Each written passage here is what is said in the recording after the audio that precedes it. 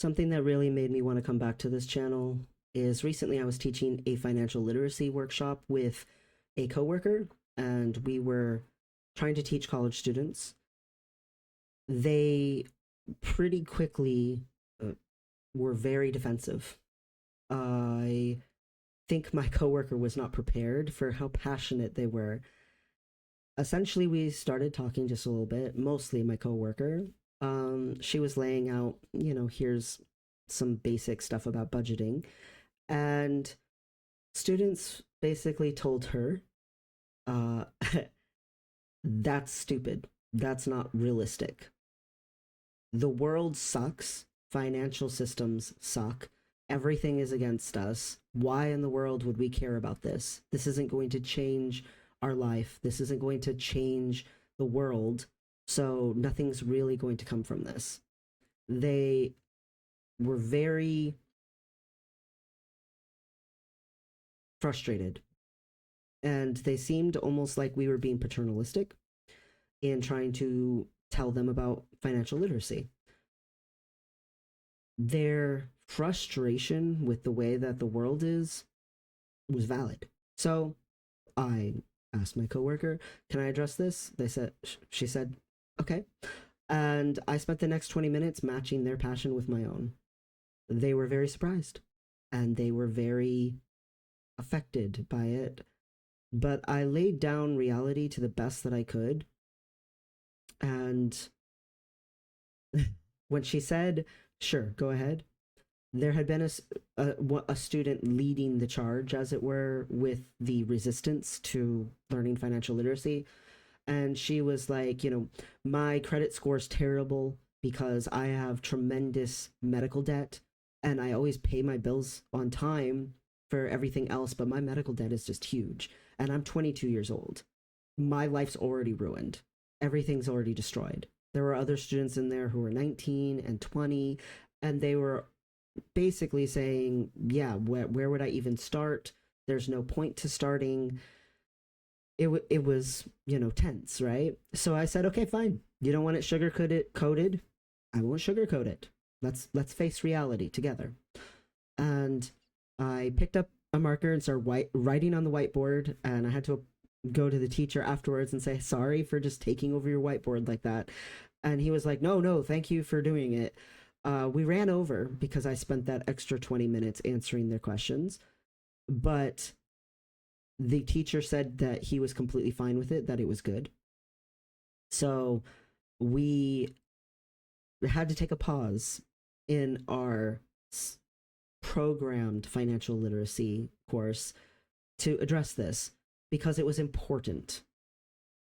There is a tendency that when someone offers you something useful or good, to reject it because you don't believe anything can change anyway.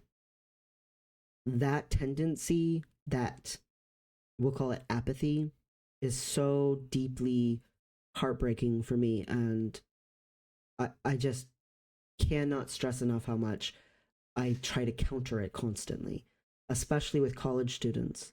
I'm I'm a lot older than the other students at school, and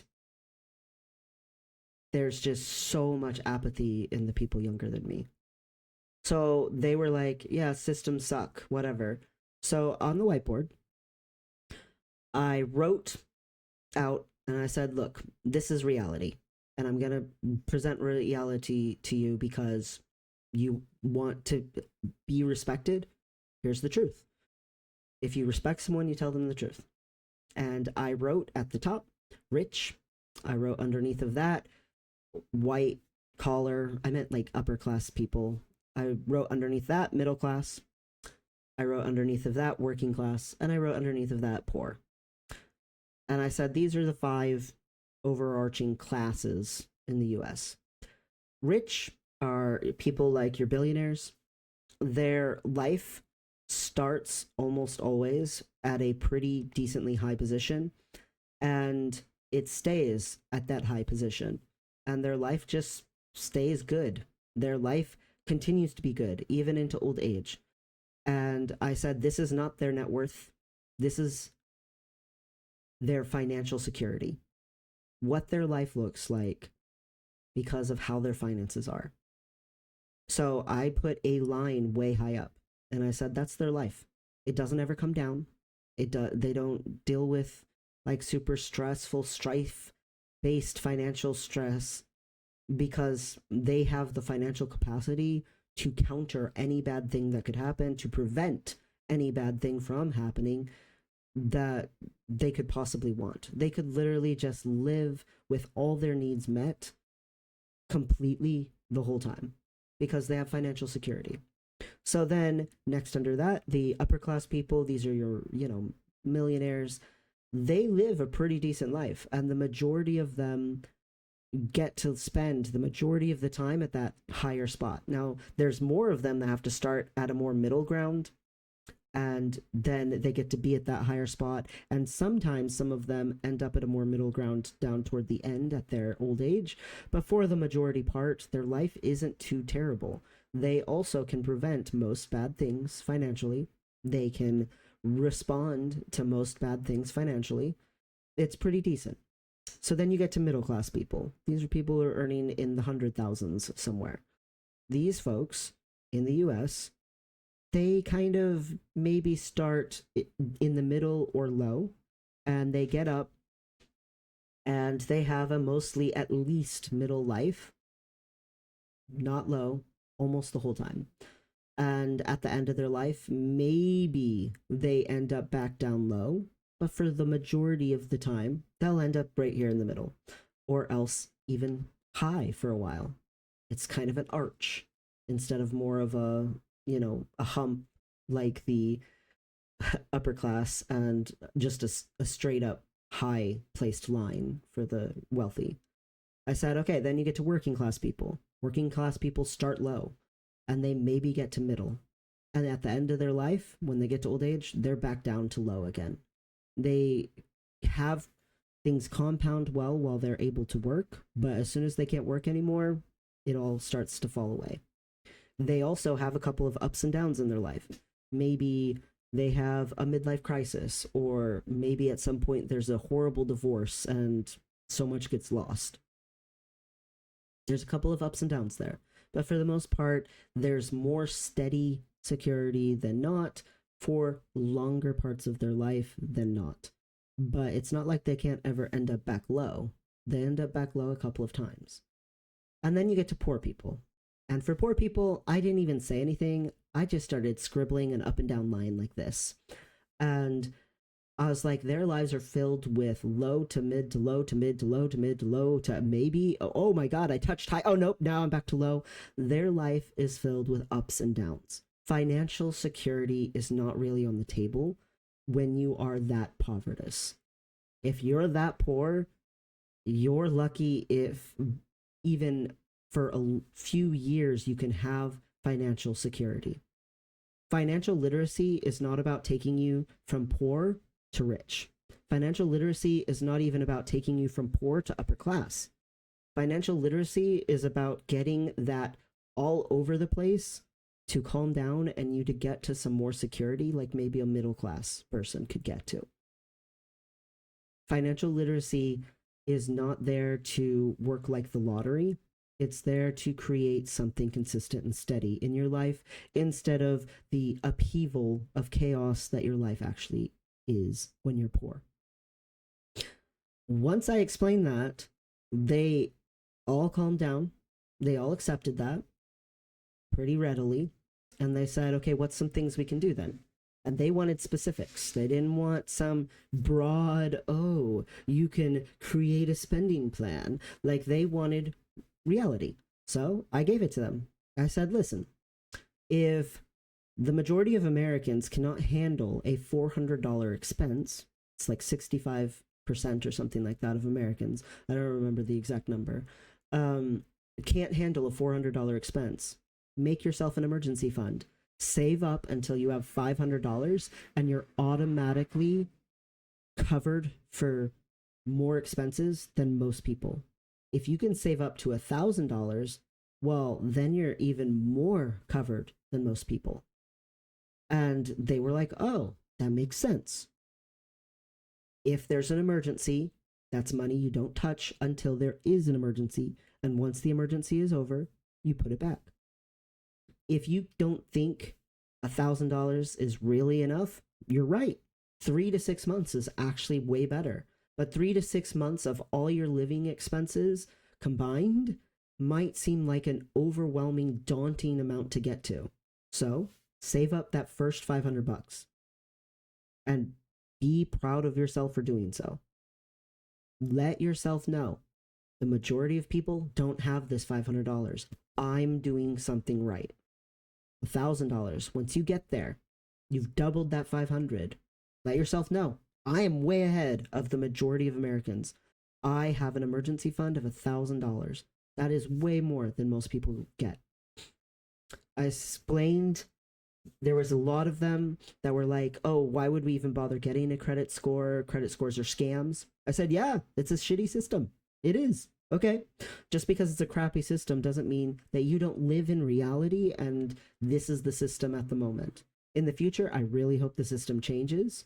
We're one of the only countries in the world to even do credit scores.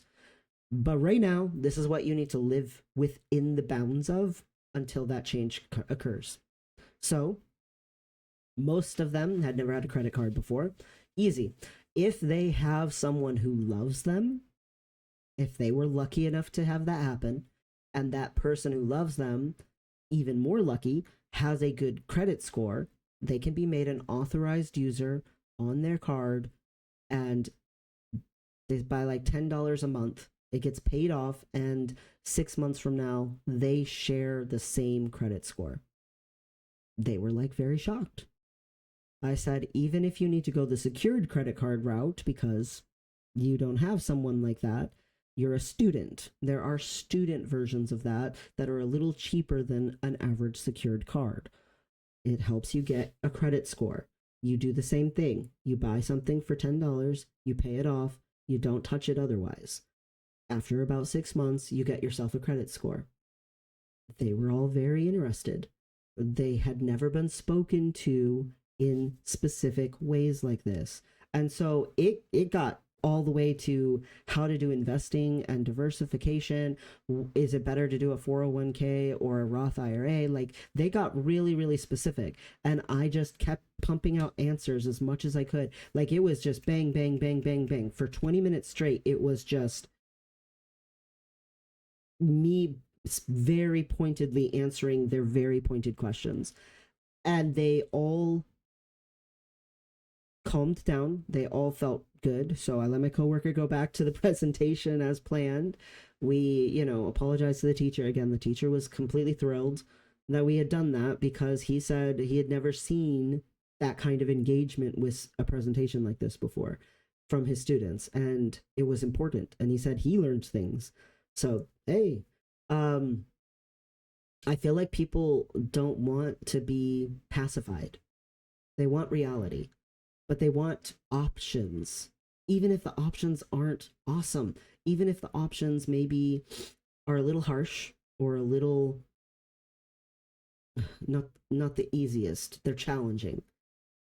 But they're options, real options, not posturing. And I looked at these students and I thought, man, this could have been videos. And that's why I'm here doing this, is because I keep thinking about all the people who need help and they just need really straightforward, direct help. They just need to understand.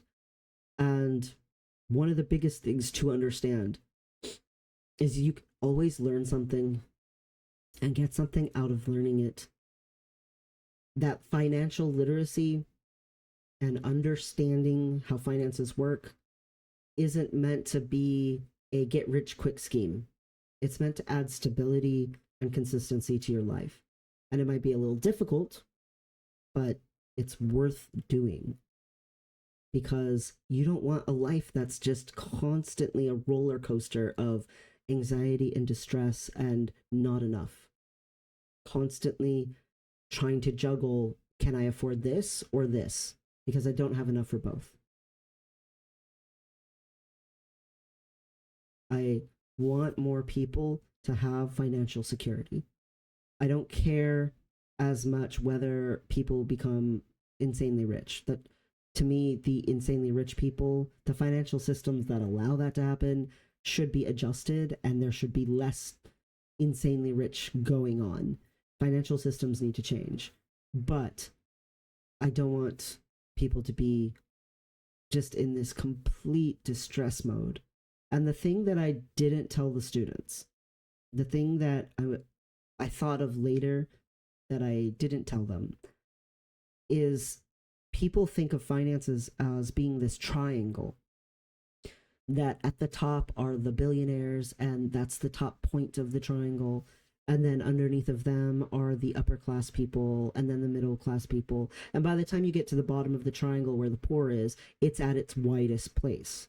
People think of it as a triangle, but that's not what it's shaped like at all. It's actually a pinprick at the top for the richest people, and then it comes down a little like a triangle would for the upper class, and then it starts bulging out. It is not a triangle, it is a big sweep outward. It's more like when you look at statistics and you have a big normative graph there of just the line that comes up in a big curve in the middle and it stretches out on the two tails forever and ever and ever. It bulges outward. It's more like a curve that at the ends, the two ends, just tapers off into who knows where. That's more what it's actually like it looks like. Almost no one is at the top of the curve. Almost everyone is down in the big giant bulge. Financial systems need to change. They're not wrong. That's a valid distressor. It's a hard thing about life. Financial systems suck. But just because it sucks doesn't mean you have no agency. It doesn't mean there's nothing you can do to help yourself. It doesn't mean that learning things won't contribute to security in your life. Both things are true at the same time.